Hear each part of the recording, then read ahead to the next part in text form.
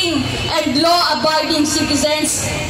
Mahal na mahal po natin si Pangulong Duterte sapagkat ginawa niya ang kanyang tungkulin. Ngunit sa mga drug addict, sa mga kriminal, sa mga drug lords, para sa mga drug pushers, para sa mga CPP, NPA, NDF na pumapatay na walang habas, si Pangulong Duterte ay naging kalaban nila at ginagawa pang narrative na sila ay mas mabuti kaysa sa ating Pangulo at ngayon ay lumugar sa panahong ito. Nagkaroon sila ng pagkakataon na mahawakan ang renda ng ating gobyerno at siya ngayon ay inusig, siya ngayon ay sinikil, siya ngayon ay ginawan ng hindi karapat-dapat. Kinuha po ang karangalan ng ating Pangulong Duterte. Kinuha po ang kanyang dignidad, katulad po ng ginawa sa Kingdom of Jesus Christ at kay Pastor Apollo Kibuloy. Remember po, the 16 days siege sa aming compound. Religious compound po. Ang karangalan po namin, ang aming pong dignidad ay ninakaw ng mga taong nasa kapangyarihan. Na akala mo yung mga barbaro at akala mo yung mga walang pinag-aralan at akala mo yung mga may kapangyarihan na dapat pumotekta sa atin. Ngunit sila mismo ang sumira sa tinatawag na rule of law kasi naging lawless at naging illegal ang kanilang ginagawa. Ang kanila pong palaging sinasabi, whether you like it or not, gagawin namin ito sa inyo. Ano po ito sa inyong tingin? Parang patay ang demokrasya ng ating bansa ngayon? Wala nang rule of law. Ang batas ay para lang sa atin, ngunit hindi para sa kanila. Ito po ang masaklap at ito ang masakit na nangyayari ngayon. Kaya sa ating prayer rally, idalangin natin ang ating mahal na bansang Pilipinas na naway pagharian tayong muli ng ating Panginoong Diyos. Alisin ang mundo ng kadiliman at kasamaan na ating tinatahak ngayon. Mga kababayan, manalangin tayo na ang pag-ibig, ang pagkakaisa, ang pagmamahalan, pagkakaintindihan ng bawat isa't isa sa ating mga Pilipino ay bumalik ng muli. At bigyan tayo ng tagapamahalang katulad ni Pangulong Duterte na bigyan ng pusong may dangal, mayroong pag-ibig sa kanilang sinasakupang mga mamamayan.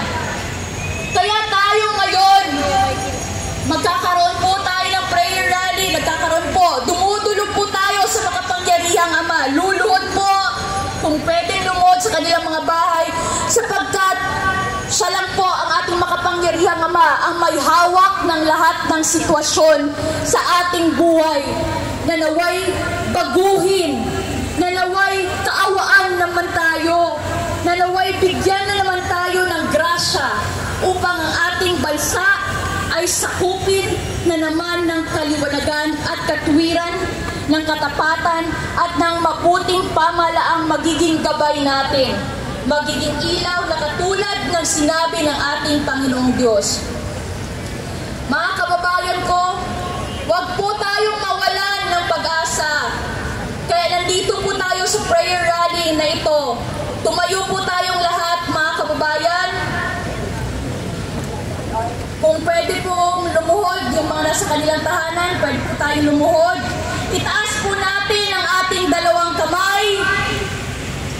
Linisin po natin ang ating mga puso at dumalangin sa ating makapangyarihang Ama na naway ang grasya niya at ang pag-ibig niya ay muling manaig sa ating lupang sinilangan, ang ating mahal na bansang Pilipinas. Itaas po natin ang ating mga boses.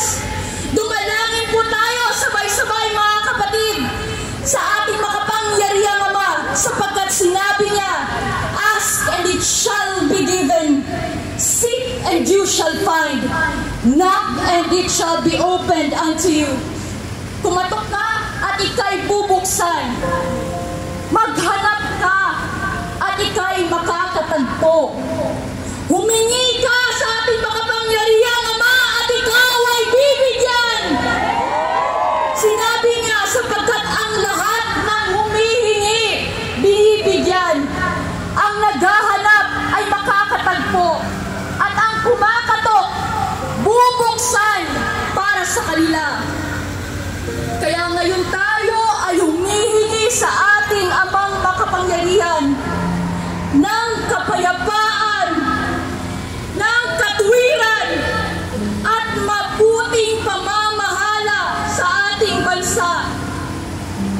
Naghahanap tayo sa bansang ito ng katahimikan, ng kahusayan, at ng katwiran sa ating bansa, lalong-lalo na sa pamamahalang ito. At tayo po ay kumakatok sa kaharian ng Diyos sa mga sandaling ito.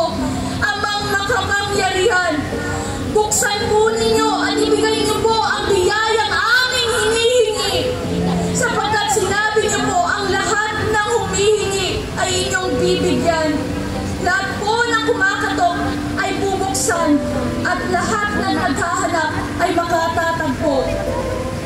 Ngayon, ang panahon ito upang tayong lahat, ang buong Pilipinas, lalong-lalo na dito sa pangunguna natin sa Liwasang Bonifacio, ay magtaas ng ating kamay at gabayan tayo ng ating dakilang Ama. Alisin ang kadiliman dito, alisin ang mga nagdudulot ng kadiliman, at ang isang mabuting pamamahala ang kanyang ihandog at ibigay sa atin upang tayo ay tunay na makaramdam at magkaroon ng karanasan ng tunay na bagong Pilipinas. Bago sa puso, bago sa pag-iisip, bago sa lakad sa buhay na walang bisyo, lalo na ng droga, at lalong-lalo na ng mga kriminalidad na ating nakikita sa ating kapalibutan. Naway gabayan tayo ng ating dakilang Ama. Pangunahan tayo at basbasan tayo sa ating mga dalangin ngayon. At ako naniniwala sa pamamagitan ng anak, ang kasagutan ay kanya lang ipinagkaloob sa atin sa mga sandaling ito.